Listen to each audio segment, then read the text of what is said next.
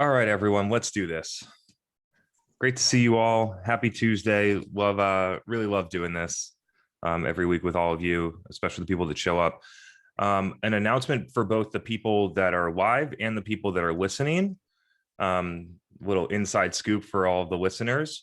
On this Friday, our company is having a company holiday, and for just to give everyone a day off. And so with that, I will have some free time. And so if you would like to send me a LinkedIn DM with a question or to talk about something about what you're working on, I will commit to answering as many as I can on Friday.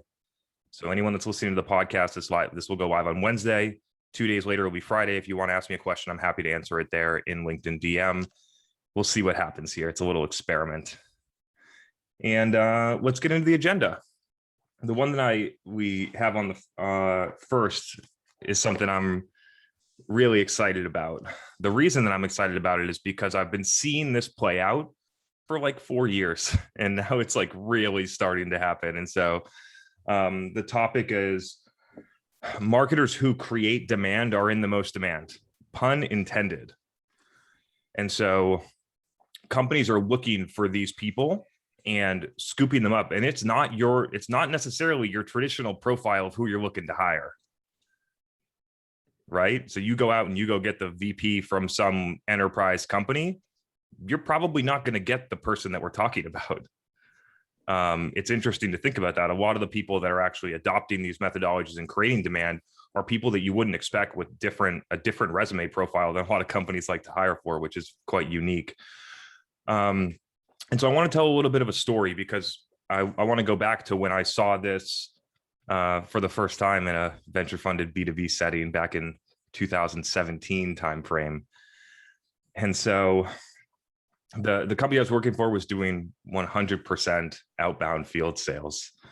And they were about 27 million ARR when I joined them. And I was hired to do sales enablement and build trade show booths and host webinars to get leads and pass them to sales reps. And the sales reps hated the webinar leads because they didn't want to buy anything. They just wanted to show up to the webinar. And I looked at all of this and I looked at the business data and I was like, why are we doing this? Like, there's got to be a better way to do this. And so I went out, I talked to customers and visited them for 60 to 90 days. I understood them deeply. I figured out what gaps they were have. I built content around those things. I built a video podcast with physicians. I ran Facebook ads to physicians in 2016, 17, 18, and people thought that I was crazy. And then 12 months later, marketing was contributing. I think it was, I don't want to misquote, but I think it was like $1.7 million of net new revenue on the company's like 5 or 6, from 0 to 1.7. And the rest of the it might have actually been less than that. And the rest of the company's revenue was from expansion. So all this additional revenue at a dramatically lower customer acquisition cost, way shorter sales cycles, way higher win rates. Like, the data was so clear. And I was looking at this and I was like, God, marketers that create demand are going to be in the most demand. And now I can talk about it on this podcast.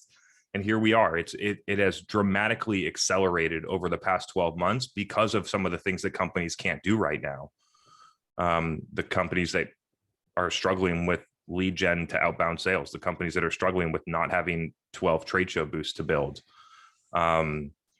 So those are some of the things. And so marketers that can go out and actually go and get enterprise buyers educated and interested and communicate with them effectively on digital channels and create demand is an incredible opportunity for people that are in marketing at any level.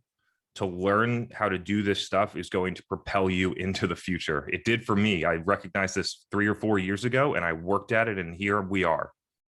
And the same exact situation exists for you, just in maybe slightly different channels and slightly different tactics.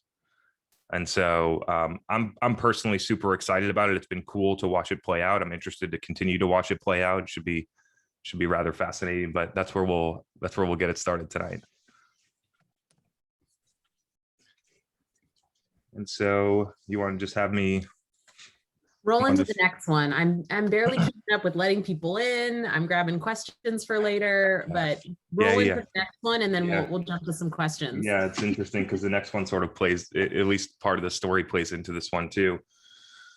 So we all know my good friend Gaetano made a post a couple of days ago, talking about how category creation can have a negative impact if one of your primary strategies is SEO, which is true, because you're going to name your thing. You're going to go from the name that people are searching for, the generic name that people search for because they know about it, and you're going to move it to something that people don't know about. And therefore, you probably aren't going to rank for those keywords anymore, and you're going to lose SEO. This happened to us in 2017. The company wanted to create a new category, but mainly in pursuit of differentiating from the major competitor that was in the space. And so and then the thing that I got from the CEO, I don't want to see that generic term that they use to call our competitor on our website once. Remove it all and replace it with this. And it will, and trust me, it'll dramatically hurt your SEO. And so if you're going to do that, you need to have a holistic strategy about how to do it. You need to have a create demand strategy that educates people on what it is. And you should do all of that stuff before you make the change, so that when people are searching, they're searching for your brand as opposed to the generic category piece. If you do not have a create demand strategy, and if you're a category creator, you better figure out how to create demand. If you do not have a create demand strategy in a new category, and you're waiting for people to come and find you, you're going to really struggle, because people need to be educated about what it is. If you look at all of the good things, like an easy example is what Terminus did for ABM. Nobody ever, probably a bunch of people, including me, were doing ABM before Terminus went on their roadshow and conferences and talked about it and wrote a book about it. However, when they wrote the book and they went to the conferences and they did all of those different things, a lot more people knew about it and it became generally accepted, and a lot of people started to move on it because they were more educated about it. Another thing to look back at, which I find really fascinating, is if you look, Terminus, an ABM vendor that's selling ABM software, built their entire company on brand marketing, not using the platform to run display ads to their target accounts. They went in, they did macro events, speaking gigs at events. They had a podcast. They did LinkedIn well, and then all their customers are using this to run display ads. So I thought that was interesting too. When you create a category, you need to think about doing some of those things. And so the long and short of it, I think, to round this one out, would be that everyone is obsessed right now with creating a category or creating something. And we need to be thoughtful about how it impacts other things in the demand system, especially if the company is already in flight, because some of those changes can slow growth temporarily, and executives may not understand why. So we change all the words on the website. We lose 30,000 visitors for our top generic term that we rank number 2 on right now. And then we move to the 3rd page because we removed all of it from the website, and all that traffic goes away. And we don't have a create demand strategy, and very few people are searching for our brand, and we don't have enough budget to pay for all of the paid search keywords, and growth slows. And so that's the potential implication that Gaetano was trying to get across. I have experienced that before. I believe in it. And so I think people should just be cautious when doing things like that. So Chris, I'm going to bring Omar on because he's been obsessed with category creation like me recently. And he said he had a couple of really interesting points to kind of expand on what we're talking about. So let's do it, Omar. Bringing you on, Omar, unmuting you.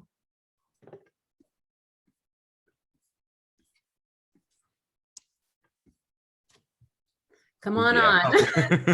Sorry, can you hear me now? Yeah, you're in. Sorry. Okay, sorry for everyone who just heard that blank space. I was literally eating peanut butter and like pseudo oh crap, they're bringing me on. Yeah, so no, just I wanted to share because this is something that I've been intimately and deeply focused on for the last 5 years, trying to figure out. So the person that I kind of struck up a mentorship relationship with is Bruce Cleveland. He's the CMO over at C3 AI. And he did a lot of category creation with a lot of his venture-backed companies when he was a VC. And when I talked to him the other day, my question to him was like, with category creation, it's a great way to separate your brand and really differentiate yourself. But the problem is exactly what you pointed out, Chris, is that once you do that, people don't know that to search for these, things, right? Mm-hmm. And by the way, just for everyone whose news background context is I'm at a B2B SaaS company in the fintech space selling to healthcare practices. So his recommendation, which was a tiny nugget in this interview, and I was like, oh my God, that's it, was that on your website for SEO, you use the things that people are already searching for. The category creation should be done through your customers and through other people who are thought leaders, whether it's at conferences, at podcasts, in areas that are awareness channels. Mm-hmm. That was his big recommendation. And then when it came to like, well, how do you make sure that you as a brand start, building equity around that? And for those who are listening, go to c3ai.com and they have their category creation document there. They drafted sort of an aspirational 10 document like thing. And for those who are in San Francisco, you probably saw the billboard for enterprise AI. That was the category that they created.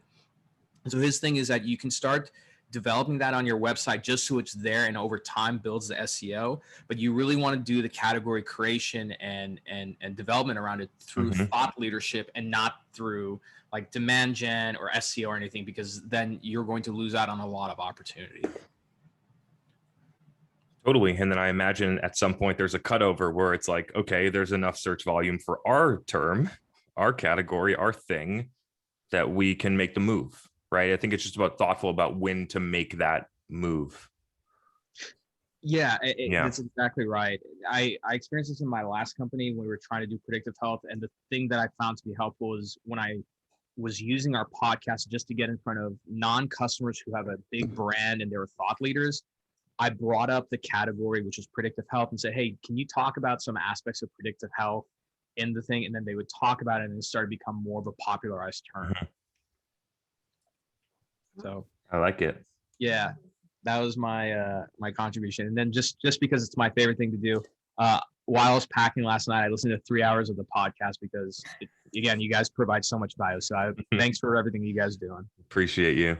Good to see you, Omar. Maybe we'll see you back later for a question. Who knows? Thanks for contributing that. I've been obsessed with this topic too. I've actually been doing a lot of reading and listening to Christopher Lochhead's work on this topic. And he also talks about using simple language that is already used to describe your category. He uses the iPod example, like digital media player, digital music player, like those were simple words that people are searching for, right? And so it's another way you can create a category, but still use simple, easy language that people can understand and know what you mean, even if you're positioning it or framing something in a different way. Mm-hmm. And we covered this on one of the last episodes, is that if you're creating a ton of demand and you're building a bunch of brand, perhaps SEO is not one of your top priorities anymore. I think a lot of when I say that, people are like, you're crazy. And I think people should really consider that. I think that people are making buying decisions in a very, very different way than they used to, especially for enterprise SaaS. I get when you're selling a commodity $7 a month product for product led, you're not going to be able to do a lot of the stuff that we're talking about. And you're going to have to lean on SEO and you're going to have to lean on organic social and email and things like that. But the enterprise SaaS buyer, I think, gets their information to make those decisions in a dramatically different way than how you're marketing. Wow. Megan, why don't we make sure everyone's on mute? For that. Sorry. Taken care of. Your only job. No, I'm just kidding. For that. I'm dropping the ball tonight. What's going on with me? So actually, Orly submitted a question in advance it really speaks to the first topic that you brought up around creating demand. And it's a bit of a challenging question, kind of pushing you to clarify your perspective. Love your questions, Orly. Bring it on. I'm going to bring you on, Orly, so that you can ask this live. I unmuted you. Let's bring you on to the show. Feel free to say hello. Here she is. She's about to ask her question. Uh-oh. Okay. All right. Since I didn't brush my hair, I'm going to stay. Yeah. Keep the video off. Cool. But it's kind of a basic question. And but I think it goes to the fundamental part of what you are talking about, which is the following, right? I get the basic tenets of your argument, which is that the market has shifted. We can no longer rely on kind of the way we were marketing, 2 years ago to create demand, right? It's much more about creating demand and appearing in the channels where people are already searching, so that you show up and become kind of part of their consciousness, as opposed to, trying to drive your message kind of like a nail into the consciousness. Just to clarify for people real quick, I lost my train of thought because of the echo. It's not only about being in the channels where people are, it's about doing the right things inside of those channels where they are. And I think that is really the gap. I think a lot of companies are trying to do LinkedIn organic. I think they're trying to do LinkedIn and Facebook and Instagram paid. I think they try to do a lot of the channels that we talk about here. They're just doing it with the wrong mindset in the wrong way. And so, sorry, I didn't mean to interrupt your question, but I love clarifying some of that stuff. Go ahead, Orly. No, go. That's fine. But so I think I try. Perhaps my confusion is because I'm trying to bring it to my own industry, which is cybersecurity, SaaS. Average ticket can be anywhere from $7,000 to $100,000 per year recurring revenue. And so when I think about kind of the channels where my customers are playing, it's on things like Discord, it's on things like Reddit, but they're still responding to blogs, they're still responding to kind of long form content. And so I'm just trying to kind of mesh these two images of marketing and come out with something coherent. How does this playbook, I guess, start, and what are where does it go? Yeah, so the channels might be different for your buyer. Like I'm not exactly sure who your buyer is inside of cybersecurity. I know that you can get to CISOs on LinkedIn. I know that there are places where you can get to buyers like that on the channels that we talk about. But at the mindset level, it's that I want to create information that my buyers want that help them be better without thinking that they're going to buy from me afterwards. That's the mindset that cybersecurity companies and a lot of other SaaS companies don't get. And it's hard if you're selling to a CISO for a marketing team to create content that really brings value to that person, that they go out of their way to come to your live show, or that they listen to your 3-hour podcast while they're packing. That is the difference about creating content. And then once you create content that people want, it just becomes a game of where are they and how do I distribute it inside of that channel. But the top level content is, I think, where it's busted in a lot of the cybersecurity companies. Okay, so I guess the follow on there is, what is kind of the game plan that if you were advised, and I don't want to make this sound like I'm the center here, but take any SaaS company, they're starting out, they're trying to figure out, all right, if I were to take Chris Walker's playbook, what does that mean? It means I start trying to create content that is useful, not salesy on LinkedIn. It means I try and create, let's say, blogs, long form content, however is most appealing to my readers or consumers that they will find useful, and try to do webinars. But I somehow still think that that's not quite what the world you're describing. This breaks down into, I love that you're asking this question because it helps me try and clarify it for people. So thank you. There's two categories here. There's the content, and then there's the effective distribution of content so that it gets consumed. So there's two places here. On the content side, if we had a SaaS company that was 50 people and we were going to go and do this from scratch, and we were selling to CISOs, so it's not selling to sales or marketers or other things like that, then I would go and find a chief information security officer that creates content, and I would hire them to create content for my company that's aligned with our vision, that can go and talk to CISOs and network with them and create a podcast and be the host and have educated conversations and have those people on and have conversations that other CISOs want to listen to, that we could put on a stage at a conference, and they could speak to the things that are changing in the industry, and people find them credible and believe them. So that is a lot of companies have a CISO, but when they're selling to CISOs, they don't use their CISO that way. And so that's the first thing that I would do, right? It's challenging. Like, it would be challenging for me. It would be challenging for almost any marketer to create content that a chief information security officer loves and gets a ton of value from, because I've never done their job before. I have no idea what's going on. I can do a bunch of market research, but it's going to be surface level stuff, which is what most people do, right? And so you hire an agency to write fluffy top of funnel content that a CISO doesn't get value from. And so having somebody that really, really knows their stuff would be a big differentiator for a lot of companies in cybersecurity, just because a lot of people aren't doing that. And then you figure out how to put that person in situations where they can demonstrate expertise and help people. Speak at a conference, set up a live event with another person that has a lot that's influential, and have them do a chat in front of an audience with a Q&A. Have them just be a host of a podcast and interview CISOs. Have them talk, you know what I mean? Like, talk through the product roadmap and get feedback from people and record that. Like, the options are endless once you have the mindset and the resources and the cadence. And then once you have all that information and that content, then you need to figure out how to repackage it and then post it in the right distribution medium. So you'll notice, if you follow our LinkedIn company page, we're starting to do a ton of stuff with slide decks.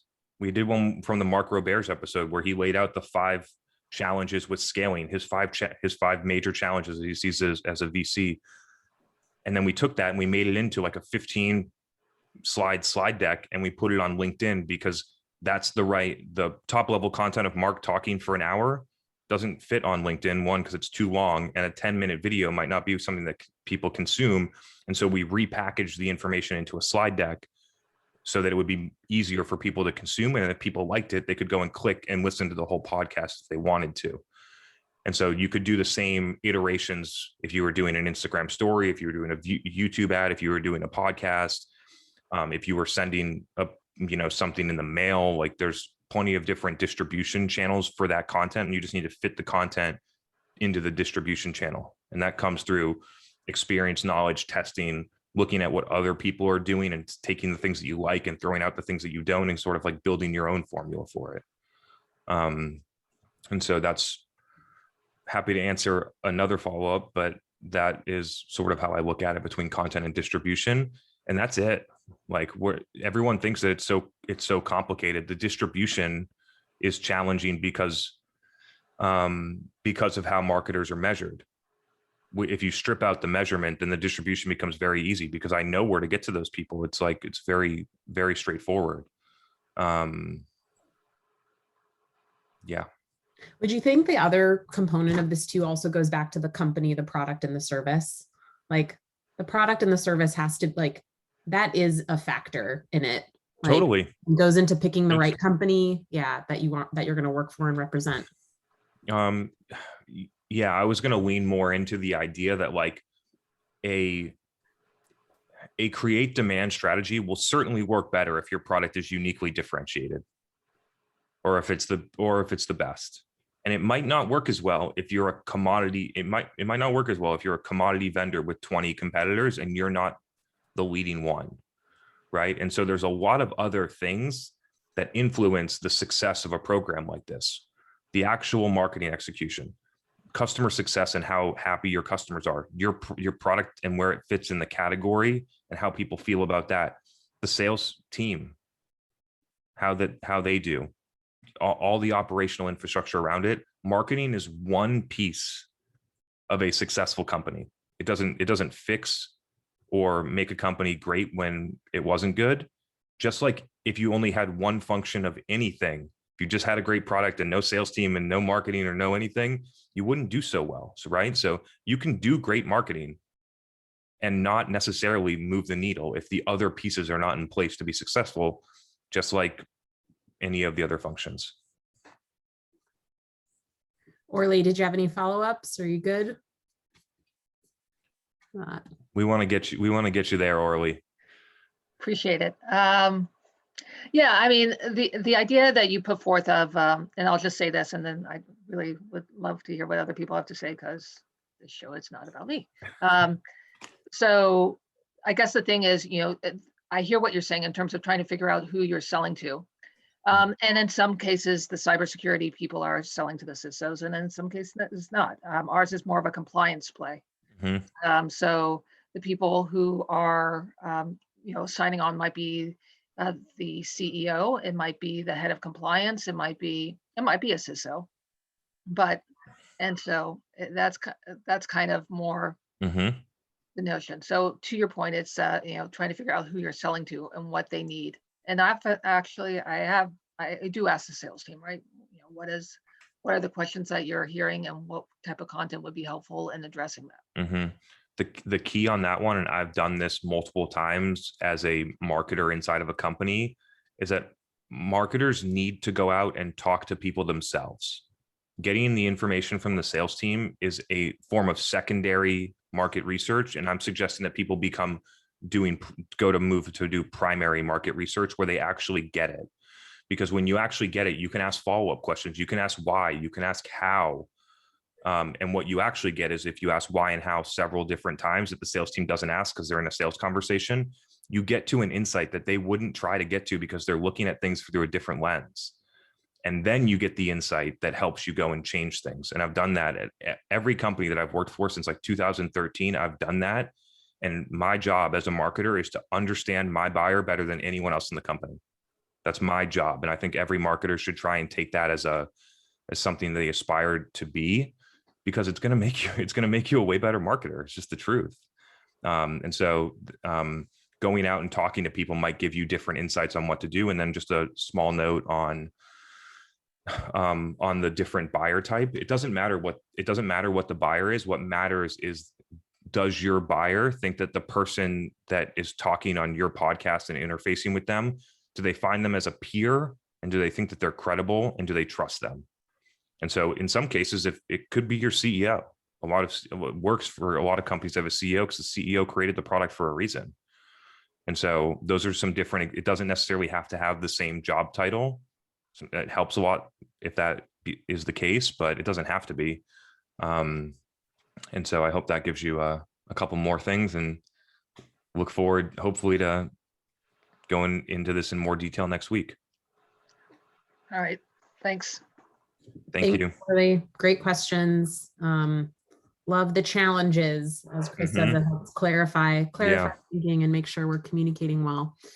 I'm going to sneak in a quick follow-up from Anna. She's with the kids. And then I'm going to bring on Joshua to ask his first question live after coming for a few weeks. So Anna says, I'm a strong believer that companies that do marketing well today need to operate like media companies. Thought leadership, video, audio, content across channels, where their target buyer is. So she was trying to identify who's doing this really well. She was only able to come up with a couple of examples, and was wondering if you were able to identify who else is doing this. So she calls out Gong, Privy, Sendoso. She knows it's a specific question, but is curious if any specific companies come to mind for you that are doing this. Yeah, I think this will help some people to think, because acting like a media company and doing thought leadership in a B2B environment are two different things. At least I see it implemented much differently between the two things. When you're a media company, you monetize based on the attention of people, right? And so the goal of a media company is for people to pay attention, which is why you act like that, not necessarily just producing content and thought leadership, because a lot of thought leadership just is a lead into the product. And so something to think about is that, like, people paying attention to you is actually the objective of a media company, which creates awareness, which leads people to consider your product because they know about you. And when they know about you and they have a problem that you can solve, they're more likely to go to you versus anybody else.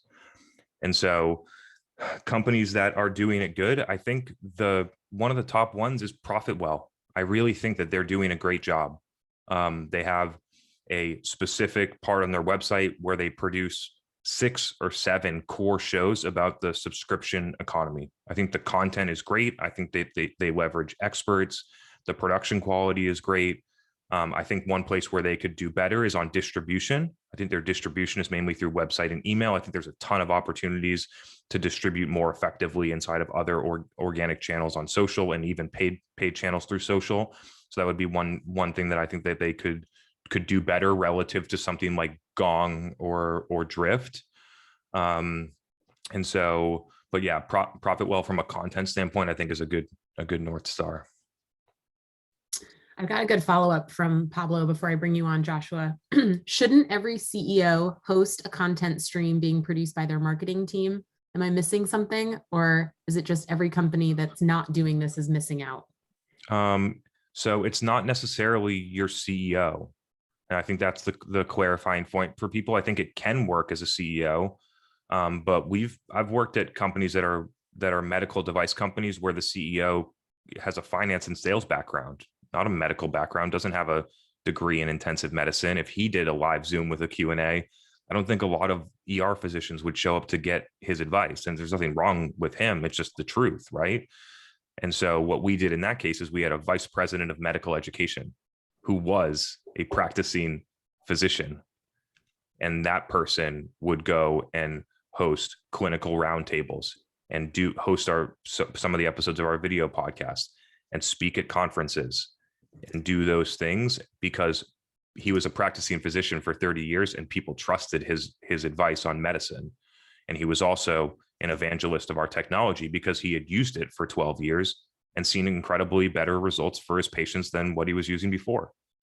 And so being able to marry those two things up are really true. I think it's more like the real name for it is an evangelist.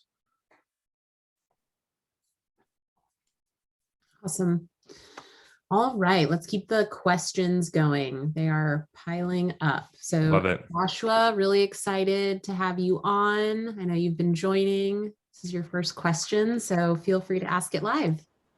Well, thanks so much. Man, great to see you. Yeah, glad to be here. It's fun. So I'm in healthcare sales and marketing, specifically like hospital transfers. It's referral based. Mm-hmm. And so, I have a regional territory, sales territory. And so I was basically thinking like a podcast strategy as one growth lever to add on to my normal, job duties and such, and see if I can increase demand.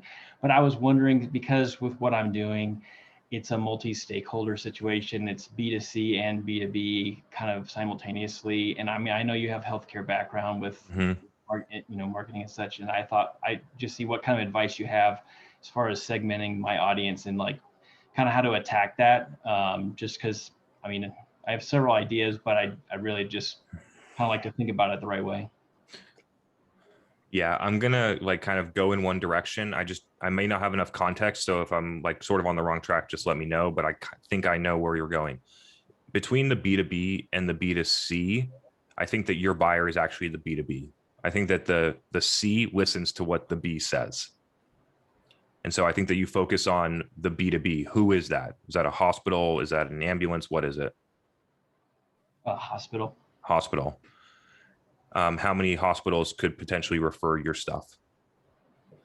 In my territory, like 10 or 11. Okay. And who are the people that make the decision on who gets the transfer? It's a mixture of the physicians and some of like the nurse case managers. Okay. So this is an interesting one. I think that the play on the podcast is if done with the right intent is a networking play. Get it? And so it gets you in a way that's not salesy, where you can have a conversation with someone, learn about it, and then try and build a relationship with them with not necessarily the intention of doing sales ever. I think that it gets messy if you try and do the sale, right? And so, and then you can get in and you have Jane, the case manager, on your podcast, and you talk about all the great things that she's doing. You have to center around a topic that's valuable, maybe like transfers in Indiana or wherever you're listening to, you know what that would be an interesting thing, right? The micro, if the podcast is good, the micro situation of just those 11 hospitals and being like very specific about like, you know, don't turn left on this street because there's a pothole. And so you want to go like 2 more streets and go left, or what, you know what I mean? I'm just making stuff up, but you can be so specific when it's that small of a geography, and you don't need a ton of people to listen to it. And you can kind of be like, the goal would to be like the quote unquote mayor of that little space. And if you do that well, I would imagine that your territory increases in size over time. And so that's sort of what I would recommend. But I think it's more of a way to build relationships in a way that feels different from the person on the other side. Yeah, that's helpful. And I mean, with that, I was trying to think if there was a way to even attack multiple groups with a single podcast, where potentially if you're interviewing case managers, or if you're, you know, able to interview physicians or respiratory therapists, but, you know, kind of the people that are working with my ideal patients, transfer, potentially you could create content for the B2C aspect by, you know. I'll give you another one. It depends really what you want to do, but you could just make the best practices of hospital transfer podcast and forget the geography, and just try and be the just bringing the people together that are the top people and doing that safely or more cost effectively or whatever that is, and bring in experts. I don't care if they're from Cleveland when your territory is Indiana, right? Because they're actually smart, and the people of your 11 territories will listen to it. And I would expect, and I would imagine that if you executed this well, you might actually find yourself with a different job inside of the company over time, which might be a good thing for you. Because so that I actually like the second idea better, because it's I feel like it's more scalable and the upside's higher. Awesome, that's helpful. Cool. And then, you know, you reach out to Jane, the case manager at one of those things, and say, hey, Jane, you know, never met you before. I'm sure you're busy, but I just had blah, blah, blah person that you know about because you see him speak at him or her speak at the conference every year, but we haven't been able to have the conference. So what I did was I interviewed them and talked about all the things that have changed since COVID. And I'm going to give you the 60-minute interview if you want to take a look at it. You can use it in that different way instead. Love it. Cool. That was a good one. Thanks, Joshua. Man. Good to see you. Good luck. Hope to see you back next week. Okay. So our good friend Charlie is back. He is with a friend. I'm going to bring him on so that they can ask their question. Charlie, you're up. Hey, cool. So good to be back. Absolutely love you guys. This is the first time I've ever brought a guest, Dylan. Hi guys, how are you? Hey, doing great. Things are great. I'm loving the view from your window. I've been like tracking it the whole evening, as well as listening to everything you guys have said. Fantastic. So Dylan's been dealing with me, just going on and on and on about how great you were and how great your ideas are and how great the philosophy of demand generation is. He honestly hasn't shut up the whole evening. So I've convinced him to come down. We've got a little fire lit. We're outside. We're having a beer, and we're going to ask you our question, which is this. So Dylan is come out of investment banking, you know, so pretty financially, you know, orientated. You know, likes to create a good financial model, but he's about to close quite a big raise for a startup, which is based around the consumer rental of goods, Chris, right?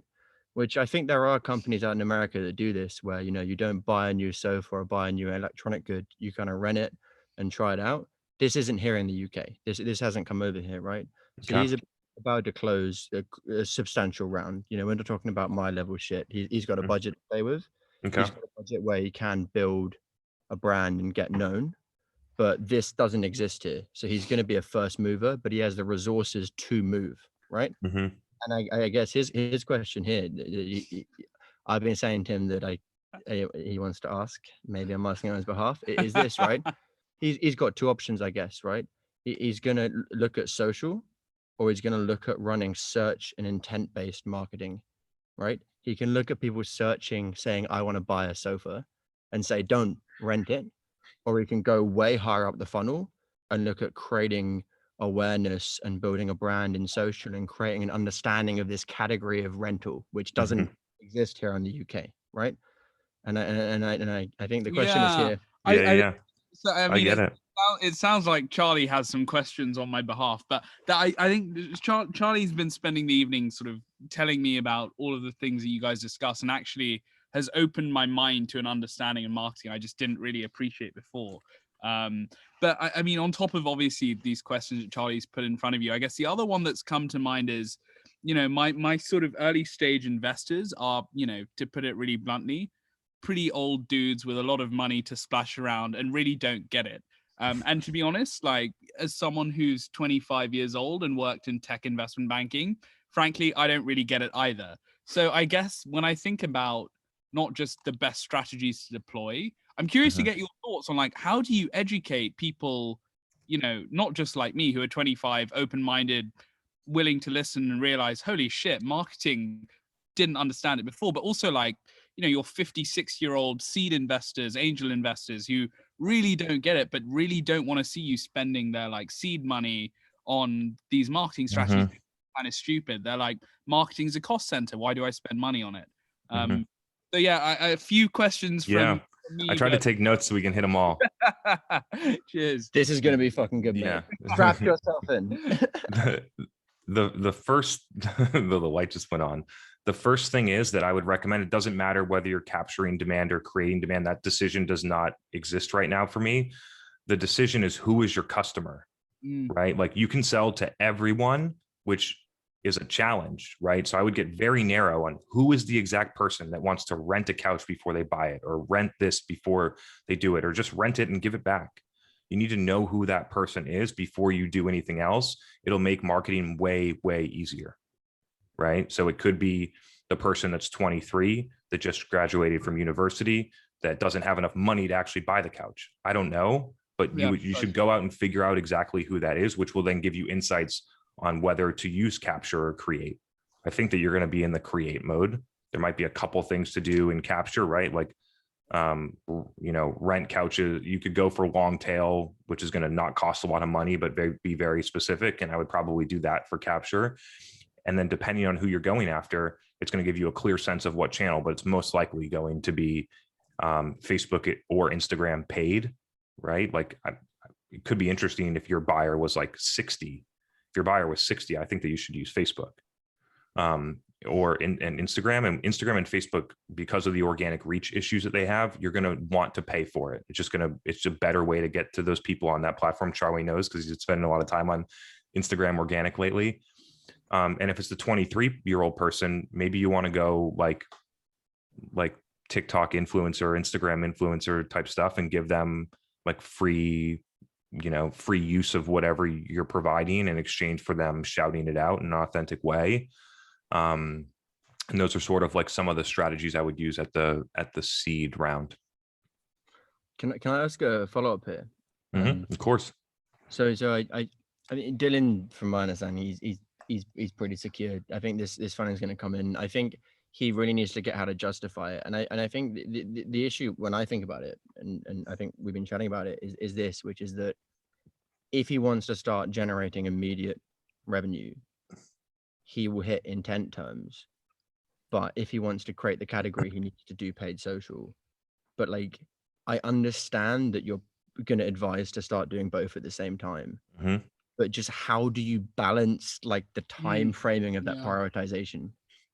Going through capturing demand and setting it up is not that difficult, as long as you know your buyer and you know what they're looking for, right? And so then you can put those things in. It takes us a couple weeks to put all those terms in, and we just run it and collect data over the first 30 days and start to optimize and move. And all of the other effort is spent, how do I figure out how to educate people, right? I would imagine that there's not a ton of search volume for someone that's looking for exactly what you do, which means that it might be expensive and ineffective to use search, to use paid search. And so those are a couple things to balance if you wanted, but the order is not that complicated. It's like optimize your website so that people that are already going on your website convert, then bring more people that have intent from search or other channels, affiliates channels there once it's optimized for search, so that more people have the opportunity that have intent to convert, and then go out and get more people to have intent so that they get to your website and have the opportunity to convert. That's sort of like the easy way to look at the funnel. And then you mentioned a note on how do you educate people. I get this question all the time. It came in on a LinkedIn comment with a private DM afterwards that was fascinating, but about like, how do I convince non-marketers to think like this, or how do I convince somebody, or how do we educate people? And the thing that I have focused on for people, and my answer to people is find people that are already convinced. It's just way easier, right? And so I look for people that are already convinced, and I simultaneously create demand and attract people that believe in the stuff that I'm talking about. And so that's the approach. Like I know within 2 minutes of talking to somebody that wants to work with us, whether or not they're going to work with us. I just know. And so because if they're like, we want, our VC, we're in San Francisco, our VC told us that we need 10,000 MQLs. I'm like, we're not going to do that. See you later. And I'm just not interested in going down that path, because it's a losing game when you're doing something innovative. I just know, like, people have said that everything that I've been doing has been dumb. Literally, my ideas are dumb for the past 5 years. And I still get it in comments of LinkedIn, and that's just part of it. When you're doing something new, people are going to say that stuff. And that's fine. I'm not sure if that helps on like the education, but you can send them a clip of LinkedIn. Like, people do that with my clips, and you can send a clip to them that really is like hits the exact point that you want to drive. And that might move the needle, but it's honestly probably not going to. Yeah, I guess my thinking here is more in terms of for someone who's very new to this, and Charlie's really sort of opened my eyes quite recently. But when I think about it, most sort of old school type sort of early stage investors view marketing as a massive cost center, and trying to educate them from a stage where it's a cost center to viewing it as like a longer term investment. And do you plan on having a sales team? Eventually, yes. Yeah. Okay. I mean, it's super early stage at this point. We're building the MVP at the moment. Are you going to sell it to offices and stuff? Or are you going to sell it direct to are you going to sell it direct to the consumer? Combination. Like, how are you going to afford to have a sales team if it's direct to consumer? Well, combination of B2B and B2C. We're looking at the various sort of assortment of partnerships and things. But like I said, it's super, super early stage. But so the thing, maybe like Mark Roberge's podcast, Charlie, you can find that for him. The beginning of when you're building a company from Mark's standpoint is that you should do unscalable things to get to product market fit as quickly as possible. Yeah. And so you might, the thing is, like, I'm not sure if this is going to work, but it's going to get us to where we want to go faster. It's going to give us an answer, and it's going to get us one in 3 months instead of 12 months. And those 9 months matter a lot. And so I think that's the thing, is to look at unscalable things, which help you get to the answer of product market fit. Who is your customer? How are we going to deliver the service to them? And how are we going to create demand and sell? Fuck. Well, Chris, let's say thank you, man. This is Dylan's first time. You've smashed it as always. We've got so much to think about, but as always, you fucking absolutely love it. And thanks, Chris. Appreciate it. Appreciate you all. Thank you. Talk to you soon. Good to see you guys. Enjoy your Big Macs and your fire. All right, we got a great question from someone that submitted it in advance. They can't be here though, so I'm going to ask on their behalf. And this actually is, I think, an interesting next question based on what you were just talking about. So this person's managing the marketing team at a startup. They just closed their seed round, currently in hyper growth. They have an aggressive ARR target for 2021. They're preparing for their future A round, and he has to bring in X number of MQLs. The qualification or the definition of an MQL is a prospect that booked a demo either via inbound SDR or directly from the website. He says that he has a pretty good lead gen. Is that an MQL or something else? That's anyway, I'll cover that in the answer. Sorry. That's how he, I think, is defining it. Yeah. So he's saying that they've got a pretty good lead gen machine going with paid ads, and it's bringing in good leads so far, but it's really leaving him with minimal resources to do anything more than that. And so his question is really, at this stage that they're at, how do you balance some of the near-term lead gen with some of the longer-term? This is a great question. Demand gen efforts. I can't, because I haven't clarified this. I need to clarify it. Is that when you are a seed round company and you're trying to go from 800K ARR to 3 million to raise your Series A, you can do stuff like this because you can deal with the inefficiencies and the revenue volume is not that high. But when you get to a larger stage and you're at 20 million, these things break because they're too inefficient. And so it's an interesting thing. Like I know plenty of companies that have gotten through an A or a B doing these types of things and knowing that they're going to have a CAC payback of 36 plus months and they don't care. And that's a route that you might be able to take. I think that there's a more efficient one, but that one might work for people. And I haven't necessarily clarified that before. So now that I clarified that, can you remind me of the actual question? Yes. So basically he has a minimal amount of resources, and most of which are going to a lot of paid lead gen. Yeah. And he knows that he should be doing different demand gen strategies to sort of lay the foundation for the longer term, but he's really struggling with how he can use his minimal resources to drive the short-term goals while also building for the future. When you don't have money, you have talent and time. And so if you are running your lead gen and all of your money needs to go to that, and you think that's the best way to spend it, then you could spend an hour or two a week interviewing somebody and starting your own podcast and figuring out how to do LinkedIn. If you're a 1, 2, 3 person marketing team, like somebody at your company should go and start to figure these things out. So I would recommend laying the foundation that way, where you have your lead gen.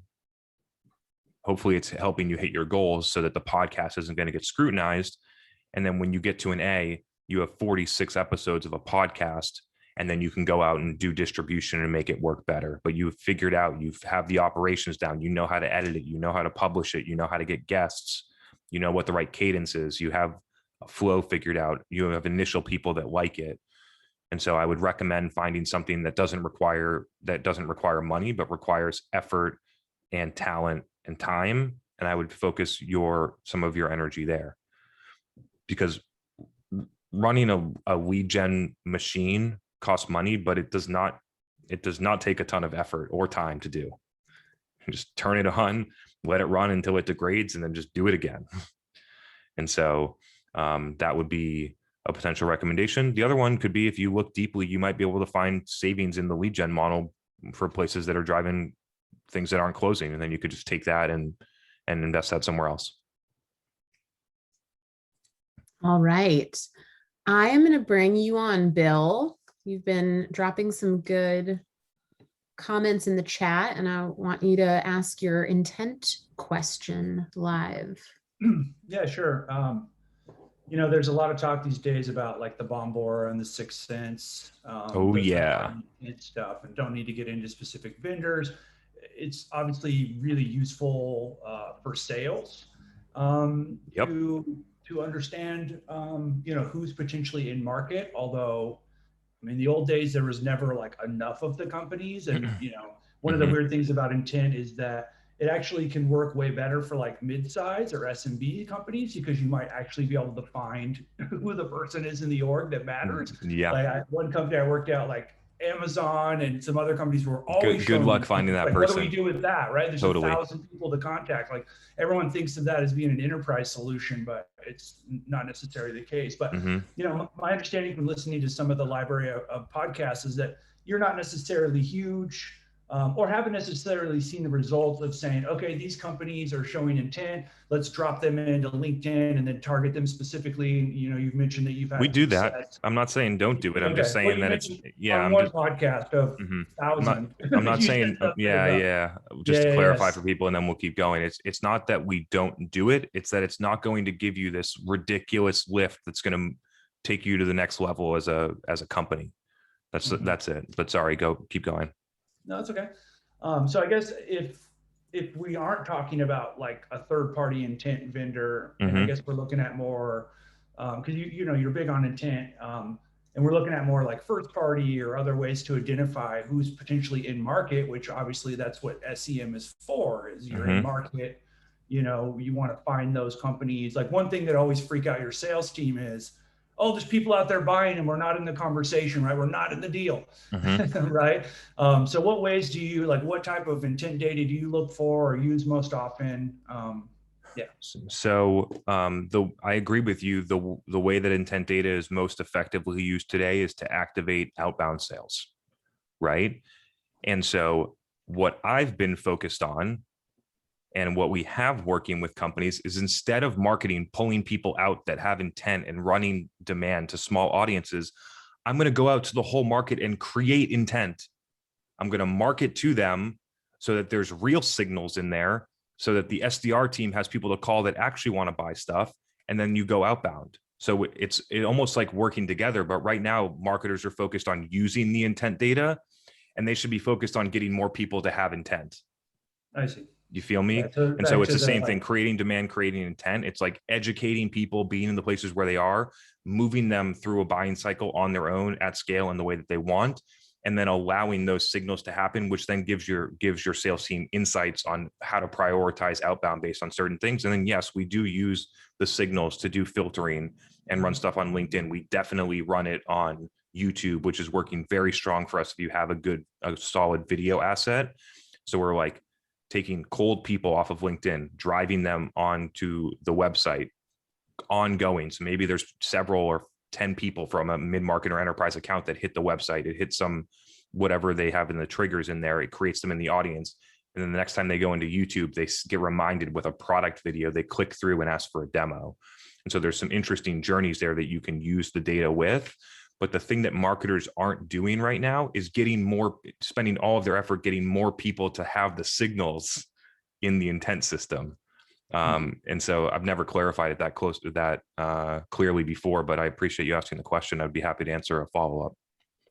Oh yeah, I mean, it makes sense if I understand what you're saying, is like kind of back to creating great content that people want to engage with, and then being able to obviously see that engagement and then pass those people over to sales or retarget them, as in the case of like YouTube or whatever.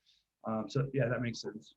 Yeah, and it's like a lot of people talk about like orchestration between sales and marketing, which makes sense when you have 50 target accounts in a one-to-one model. Like it makes sense to be more orchestrated with that when you're selling 7-figure deals. But when you're in the mid-market at a 50 to 100K deal, like robust orchestration in a one-to-one model, I just don't think makes economic sense to do that.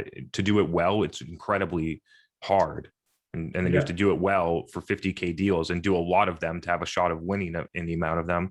And so at that level, I'm just focused on ongoing marketing to people with no orchestration between sales. And the orchestration happens because we're aligned on what the signals are and who we want to have the signals. That's who we're marketing to. And then sales just does their thing. And so in a one-to-many model, that's what we're finding interesting. Like we didn't even know this was happening at the beginning. We were just doing this, and then we found a way to measure it. And it's like, damn, all of that traffic, all those accounts that we're driving off of Facebook ads. Like it was interesting. We have Facebook ads. When I say Facebook, it's Facebook and Instagram, and it's split about 50-50. And then we have LinkedIn ads running at pretty similar budgets and way more accounts that hit 6QA come from Facebook and Instagram than LinkedIn, at least in this one example. It's one data point. Just check your data for yourself, but that's something interesting that we've been finding. And so we're LinkedIn's usually so much more expensive, right? I mean, 200, 250 CPC, right? So for certain markets or certain terms, depending on how competitive they are. So my follow-up question would be then identifying that intent, right? So I don't know your philosophy like on the no forms thing and, you know, ungating stuff. I mean, I've always been a big proponent, you know, of ungating most things. Me too. Particularly, it's funny when people gate like middle or bottom funnel stuff. I'm like, that's what you want them to read. Like anytime I see a gate in like a case study, I'm like, are you kidding me? Like you want them to read that, right? Totally. I haven't really heard like your philosophy because I guess I haven't listened enough at the library on forms and how you actually like de-anonymize like who's on your website and being able to understand like more of that intent if you're not using as many forms, for example. So where do I start on this one? On the form side, I think using a form in certain places where somebody's going to submit something and get something back, like a demo, if you don't have product led, like the difference between people like Drift and chatbot things say no forms. Then they put a chatbot there, which is essentially a form, right? You know what I mean? And so like both of those things are the same way. Somebody's to submit their information to get something that's clear that they want, right? And so the challenge with gating like the ebook or let's just go to the demo, right? Like when I submit a form for a demo, I want a demo and I want to talk to a rep that can answer my questions. And so like, I feel like that the positioning on no forms for 6sense, I think is that you go outbound before someone ever submits a form, which might happen, but it probably doesn't. And so I think that, so I'm not in the no forms. Another piece is that a lot of companies just use forms to collect leads that don't want to buy and then cold call them, which is terrible. It's a terrible experience. And so I think that maybe that's where they're coming from on the no forms. Like nobody wants that. How we de-anonymize website traffic and things like that. Like some of our customers have a bunch of technology and they do a ton of stuff, but honestly, like it doesn't matter that much to me. I just don't know what to say. It just doesn't matter that much to me. You're just waiting for them to fill out more of a bottom funnel form and actually raise their hand and show. Raise their hand. And I'm very clear on the targeting. Like I know if they're trying to sell to CFOs at 200 to 2,000 employee count sizes in these industries, I know that I'm getting to them on LinkedIn and Facebook. I don't need to de-anonymize it. I know those different things. And then they're going to have sales tools to do sales, but it's not really in my purview. And like, I'm not looking at that type of stuff. And so, yeah. And I as I continue to go on and on and on more, like I think that the website as a whole, I think people should reconsider what it is. Like we have a website. We don't spend any time updating much of the content on it, different things like that, because we do all our marketing in the places where people actually are. And that's something that we've been leaning into with our paid channels. We're going to keep going with it because it's working. And so, yeah, those are some of the things that I'm thinking. Cool.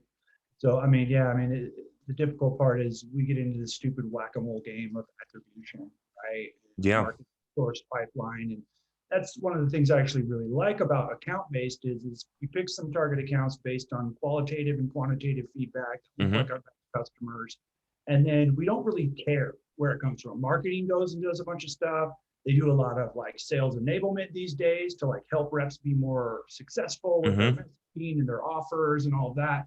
And then we say, hey, look, target account pipeline. Like we create a pipeline at the accounts that we went after together. And it doesn't matter like specifically which one's marketing generated, right? But it's really hard. I mean, there's a lot of pressure to show results from your marketing spend. And I get tired of everything needs to show results because it's a biased thing, right? You're biased in things that are easier to prove work when in reality, something might work really well. Right? Totally. So and the challenge with your clients. The challenge with the situation that you pointed out, where you have marketers doing sales enablement and attending like sales meetings and doing like in pipeline webinars is that they don't create demand. It's the situation that gets created. It's the indirect situation that gets created from this thing, is that marketers end up doing a lot of things that are actually sales' job. Mhm. And they're not doing the thing that would help the company most, which is to do real marketing to the market. And so that's sort of one of the things that I see a lot, just because of how ABM has been positioned. And then companies just tend to lean more on sales, because B2B enterprise companies are sales driven companies for the most part. And it's not a bad thing. It's just the way that it is. And so where was the last part of your question? I had something on it. I've lost it. Yeah, I don't know. I was talking about ABM and target account pipeline being created regardless of who did it and what. Oh yeah, and then like we're finding ways to like get deeper measurement on this stuff, right? And like I personally don't care about how it works. Like I focused on sourced, and I'm going to be delivering my 30 to 70% of pipeline and revenue that I source, depending on the company, depending on their investment level, depending on their sales motion, depending on if they have a partner, all those different things. But I'm going to be delivering it, and I don't need influenced revenue, because I'm going to source that amount. And it's going to keep on coming in because I know what I'm doing.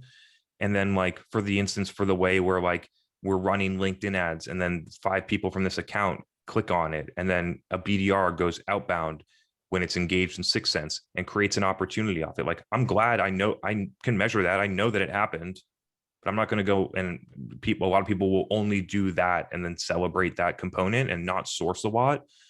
And so like, I sort of flip my mind, because there's no debating on the source side. Like, this is what happened. All the influence side starts to get a little fluffy, but I use it as an indicator. Like, it's nice to know that we created 47 qualified opportunities through our Facebook and LinkedIn ads that got into an opportunity from an outbound BDR that had intent signals in 6 Sense. It's good to know that. I mean, the company feels good. It makes them feel better about making the investments that we're making, but the investments that we're making would have been perfectly fine just on the sourced revenue based on cost per SQO and customer acquisition cost. And so when you say sourced, are you basically saying a net new company or contact in the database that was created from something marketing did, or like, how do you? Yeah, not first. I look at it as opportunity source, not contact source. And so what was the last touch source that created the opportunity within 30 days, right? And so every company will have different rules based on their sales cycle and all these different things. But like, the key that people don't understand is that I'm focused on, how does the buyer initiate the sales process? Are they coming to us to start it, or are we going to them? And that's the only thing that I'm looking for, because when they're coming to us, they're going to be shorter sales cycles. There's going to be higher win rates. And those are the 2 things that I'm focused on, trying to get more people to come to us to buy. Yeah. Cool. Right on. That was a great deep chat. Appreciate it. Thanks for coming on, Bill. I do have another question. If there's not another one, I can throw something else at you. Go ahead. Yeah. Okay. So when you come into a new company, I just joined as the managing director for @Banny. Cool. And so, when you go into a new org and you're trying to understand like what people have been doing and what's working and all of that, of course, there's going to be gaps in measurement and whatnot. Like, what's on your hit list of like the things you're making sure you dig into to understand how effective they're being today with various things? Analyze all of the quantitative data inside of Salesforce from lead to revenue, and by source. And this requires a company to have a good marketing and sales operation setup in order to look at the data and make good decisions. Most companies operate on 100% lead gen direct attribution. All of their ad platforms are built like that. So I can easily see with UTM data how many leads they got and how that progressed to revenue. And then I can look back at the ad platform and I can reverse engineer the strategy. I can see how much was spent. I can see who they were targeting. I can see what the creative looked like, and I'll assess at the channel level. I'll be like, okay, they're interest targeting. The audience is 10 million people and they only have 50 accounts they can sell to, and they're using lookalike audiences on Facebook. This makes no sense. They were just throwing money in the trash. And so like anything that's happening from a Facebook standpoint, we're going to have to rebuild completely. On LinkedIn, they're targeting by member skill and industry. The audiences are too broad. Like if you go into the demographics, I can see none of the people that we were trying to get to were being hit with these ads. LinkedIn can show you that based on job title and company size and different things like that. And so you can go in and look at those different things, and then paid search becomes very clear on what reverse engineer strategy, what were they trying to do? Most often collect cheap leads for ebook downloads, and then look all the way to revenue. And you can basically assess all the different ad channels. And then you have to make qualitative assessments on more of the organic things. If they have a podcast, like you can have listenership, but I would actually try and talk to some people and see, have you heard of our podcast? Have you listened to it? What did you think? Same thing on LinkedIn. Like you can look through, are people engaged? Who's engaging? Is it 50 people that work for your company, or is it 50 of your target buyers that are getting value out of the content? And so it's like a combination of what's happening at the business level, and then move into all of the important channels and reverse engineer what's happening in each channel, and then make the decisions by combining the two. Yeah, great. Yeah, you brought up two important things too, of like win rates and time to close, right? Or the age of opportunities. Like it's really interesting, like how a lot of times when you go into an org, they'll be like, yeah, they're very clear, like these are our verticals. But then if you actually ask them to dig in a little bit and like, okay, well, what's your win rate in that segment, right? As an example, they don't know the difference between this segment versus that segment. And when they dig in a little bit more, it's like you could be closing 40, 50% of deals in one segment, and in another it might be 10%, right? This is why, like, I know plenty of companies that think that their SQO win rate is the same no matter what. It's not. If you go in and search by lead source, by industry, by company size, by anything, the win rates are different based on all of those different factors. Lead source, or opportunity source is probably a better way to say it, is a huge factor. Same, and you'll see the exact same thing. And so they bucket all of the MQLs together, and they bucket all of the SQOs together, and they build one demand model across the whole thing, as opposed to looking at them in individual buckets, because they're distinctly different in how all those different funnels perform, and then making a decision off of that. And so, yeah, like companies that I work with specifically have built separate funnels between website sourced, outbound, like SDR through 6 Sense, different things like that, and have different demand models for each of those sources because of how much differently they behave. And so I think that's a good strategy for some people to take away from that are more sophisticated. Got it. Cool. Thank you, man. Cool. Good chatting with you. Appreciate you. All right. I got a great lineup to close out the show. Oh my gosh. Forrest, here we go. Matthew, and then Bob. This is going to be good though. So all right. Flores, go ahead and come on. You can ask your question live. Hey guys. Hey Chris. Sorry, hey. No camera. It's either a hardware or software problem. I don't want to fiddle. All good. No worries. I had one question. A lot of the marketing that you talk about is pretty much SaaS marketing, and it's absolutely fantastic and on point, if I say so myself. The question is, how transferable is it to hardware-based marketing, or for a hardware-based company? So there are some nuances between the models. So the first thing that I look at between, whether it doesn't matter what you're selling or what you're doing, is I believe that it would work better than what you're doing right now. Right. And so I think that's an interesting thing to consider. The reason that like SaaS and a lot of companies operate this way is they tend to be forward thinking, and they invest in growth, and they have a recurring revenue model business that has high margins and strong valuation multiples. And so they see demand gen in a different light than a hardware company that gets one revenue stream and then it doesn't come back and it never goes away. And they think that marketing eats into their margins, not lowers their customer acquisition cost over time. And so the challenge from a hardware standpoint is more on the company's mindset than anything. And I'm definitely ready to go a little bit deeper on this with you, but I believe that I've sold $50,000 medical equipment doing the exact same stuff in 2017, $200,000 deals for units of medical equipment through this way. The key was that the company sold a recurring revenue model disposable on top of it. So it had a recurring revenue model business that relied on getting into the initial account for a small deal, building the recurring revenue model base, and then expanding massively over time. But the initial acquisition was the most important part for the company. And I just provided a path to make that initial acquisition way easier. Funny you mentioned that, because that was my follow-up question in terms of digital transformation.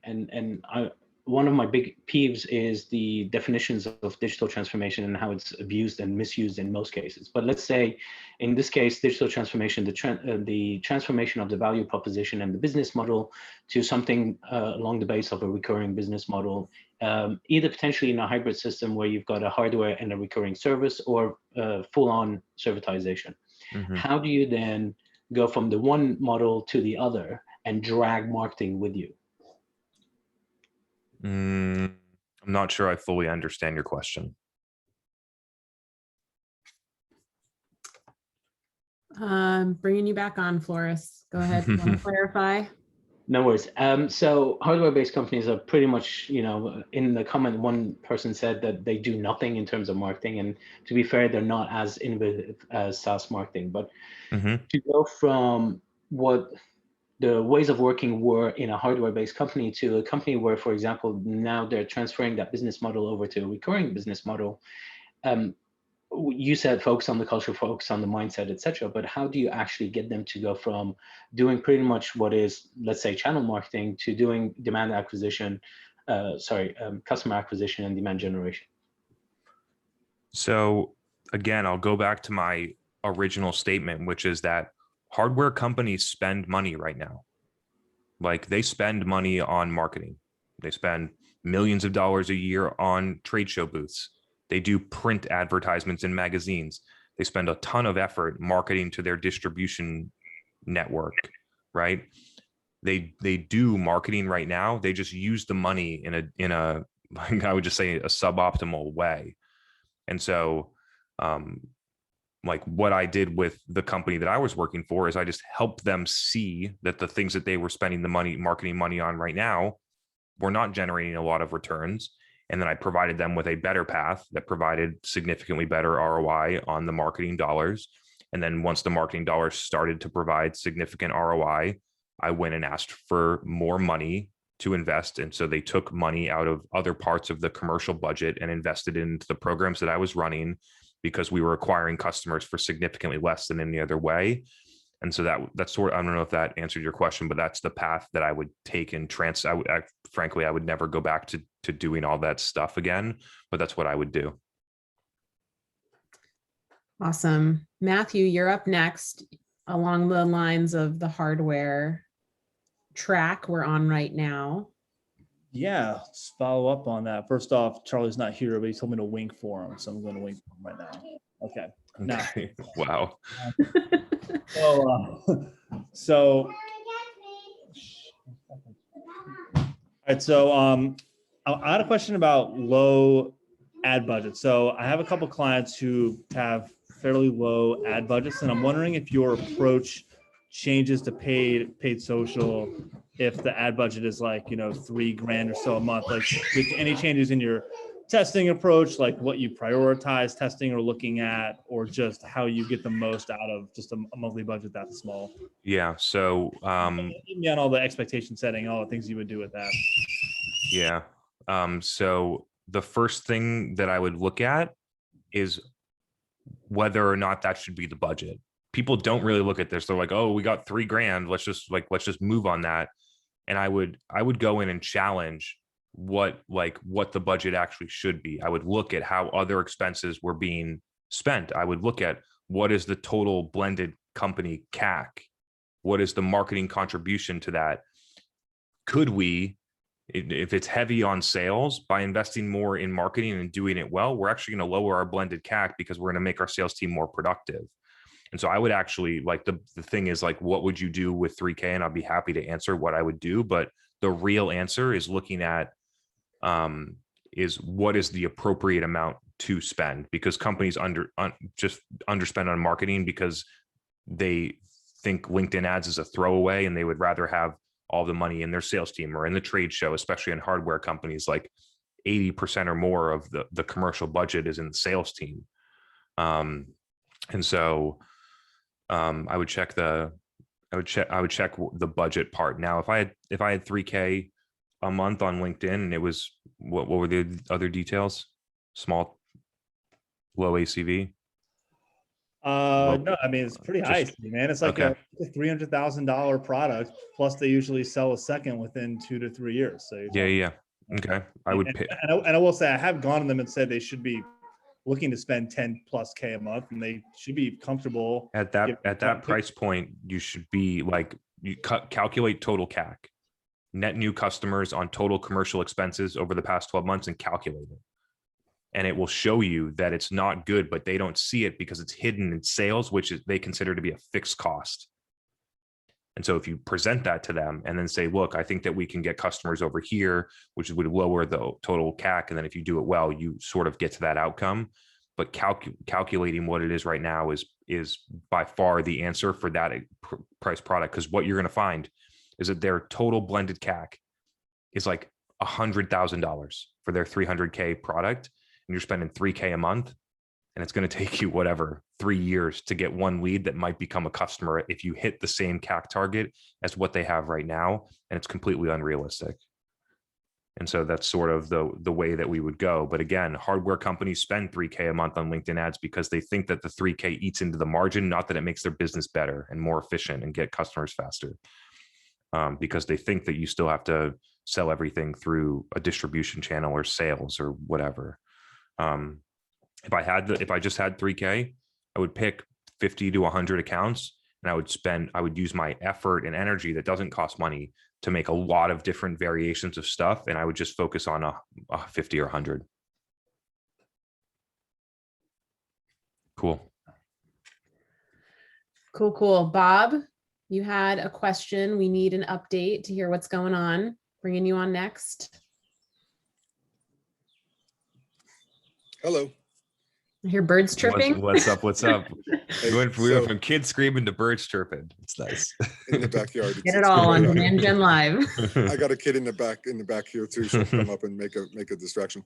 Hey, so you pretty much have answered some of the questions here I was going to ask about presenting to the board for expanding our paid social here, getting ready to close a round of equity. We've been getting ready for some time, but we're pretty close to finishing that out.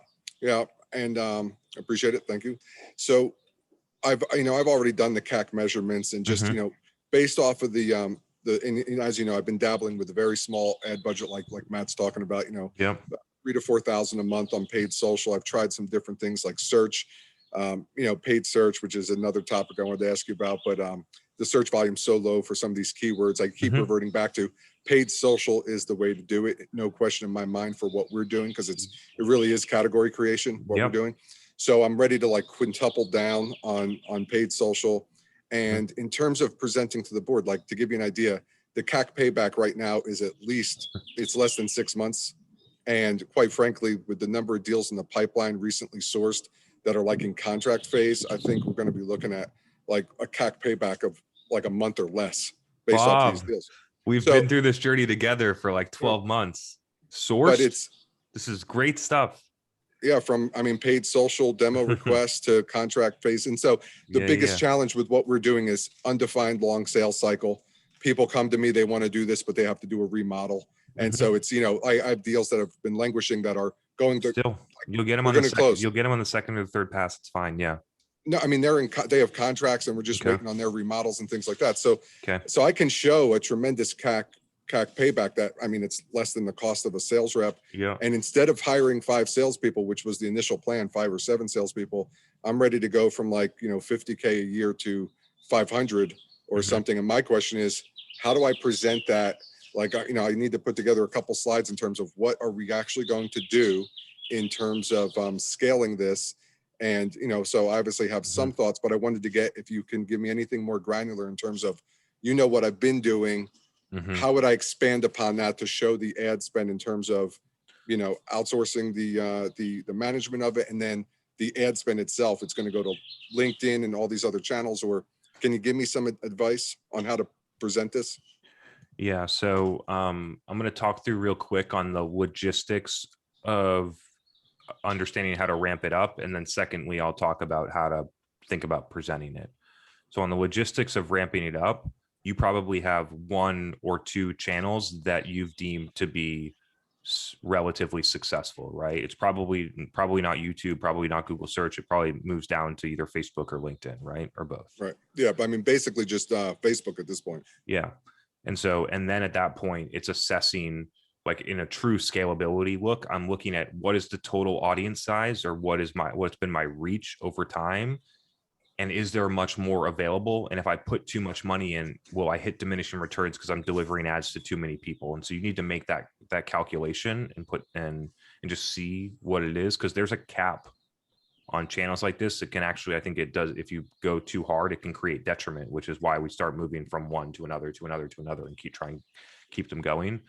And then so move that and figure out, this is how far I'm going to take it. I'm going to be able to go from 50K a year to 200K a year. And I expect that we'll get some degrading results, but we'll get 3.5x the same amount of conversions off of that. And with the funnel metrics, our CAC payback will be whatever, 5 whatever months you calculate it.